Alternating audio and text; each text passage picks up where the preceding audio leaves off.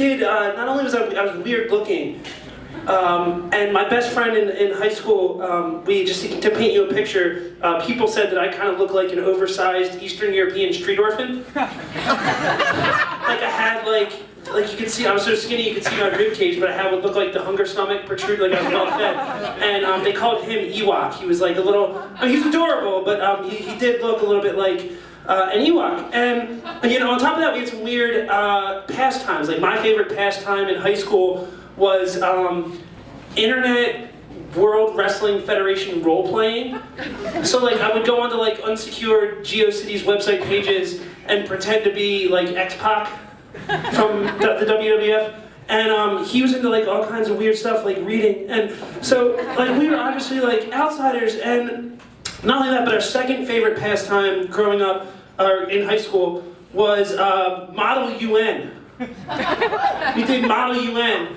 And not many Model UNers from the mean streets of Northeast Philadelphia ever make it out of Northeast Philadelphia, but we did. We went to Naaman, which is the North American Invitational Model United Nations, with and when we were sophomores, we were ready to like make our mark. Our school hadn't won an award in a real, I don't know if you guys know Model UN. You guys know, it's like angsty diplomacy, basically. So we went, and we were very much outsiders from the beginning. Like people made fun of our, and like there were like kids with like laptops, and like there were like real pretty girls, and like there was a mean French kid, and they all made fun of us because like we had thick Philly accents. Like he's French, but so we not only that, but our school didn't really trust. Like they gave us they didn't give us the Security Council or the General Assembly. They gave us ASEAN. That's the Association of Southeastern Asian Nations, and we were representing the delegation from Laos, the country of like not necessarily a major player on the world scene, right? But we were ready to make our mark, okay? And we went in. We had a little bit of trouble because like obviously we're outsiders, but like we were in a lot of ways just like Alexander Hamilton. Right? Like we were like they didn't know like I had all my like wrestling shit talking skills, and like he had all his like reading skills, and we were ready to like make our mark. And so we were just like we were young, scrappy, and hungry. Guys, Hamilton fans? No? Woo! Musical? Woo! Yeah, we were just like our country, young, scrappy, and hungry. All right, so the second night of the debate, it's a 4-day thing, we get a midnight call because there's a crisis. Like there's a midnight crisis for all, like this is not your grandmother's Model UN. Like there's like a midnight debate. And so like we get our coffee and like we drink it and like burn our tongues because we've never had coffee before. And we start writing, there's a resolution about refugees, aliens if you will. And like there's all these refugees that they're spilled out for whatever reason, and we go to the computer lab because we don't have a laptop, we start typing up our resolution. Here's another thing you should know about me in high school.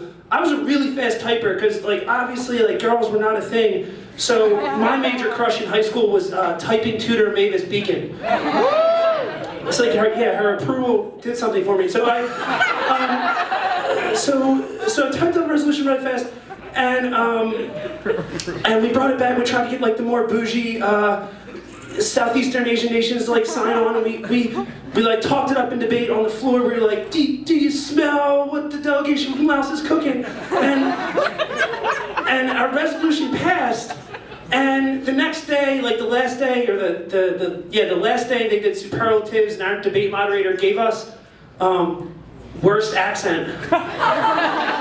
And we were like, he's French, and the kid was like, say water. And so we kept going.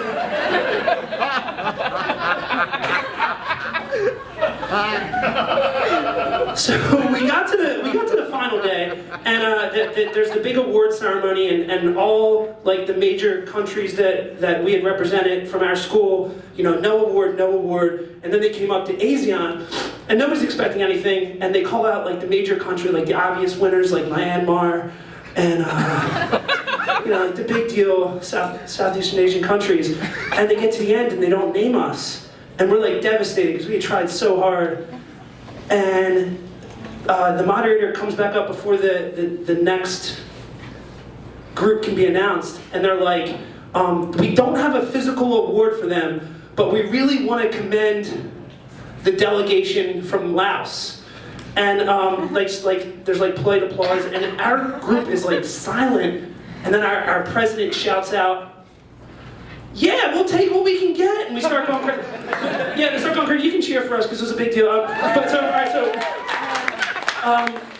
Yeah, we'll take what we can get is also my dating philosophy, by the way. But so on at the time and now. So, but we rode back on that bus feeling like finally we were starting to belong. Thank you.